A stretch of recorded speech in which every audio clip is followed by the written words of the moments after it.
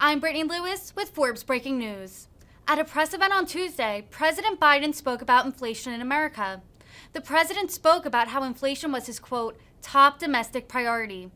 Biden once again claimed Putin's invasion of Ukraine is responsible for much of inflation. The president slammed plans from Republican Senator Rick Scott during his remarks as well. Biden then took questions from the press, where he was asked if he takes responsibility for inflation. Take a listen here. China tariffs, Mr. President.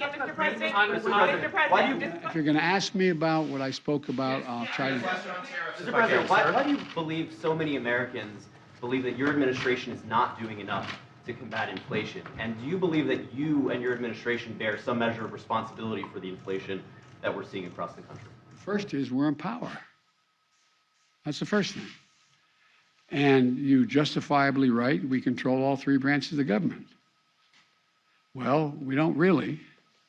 We have 50-50 in the Senate. You need 60 votes to get major things done. I've been pushing the things I've been proposing here. You've heard me speak to today since I got in office. And I need to get 60 votes to be able to even pass them, number one. Number two, I think that, they're not focused. All they're focused on, understandably, is the problem they're facing. They get a 5.5% raise, an average raise in their salaries, and yet inflation exceeds that. And they look around the world, and they know that a lot of it's extremely complicated. And so they're frustrated, and I don't blame them. I really don't blame them. There's a lot we have to do.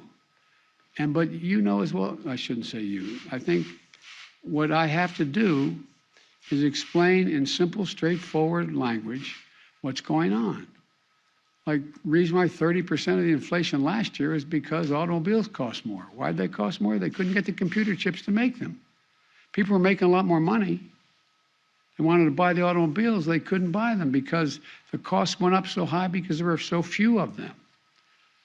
The same way this year. The same way this year, the reason why prices are up. They understand, but they don't. Look, most people, the vast majority of Americans are hoping that their government just takes care of their problem and they don't have to think about it in detail at the kitchen table or at the dinner table. And that's understandable, no matter what their background. But right now, it's confusing. There's a war in Ukraine, and they're scratching their heads like, what the heck is Russia doing? Should we be helping? They think we should be helping the innocent Ukrainians. But what impact does that have? Do you think the average person, whether they have a PhD or they have any other job, sits and thinks, wow, there's thousands of tons of grain in elevators in Ukraine that can't get out. And Ukraine's one of the biggest producers of corn and wheat.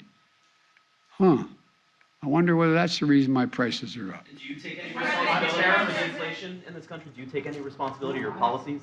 I think our policies help, not hurt. Think about what they say.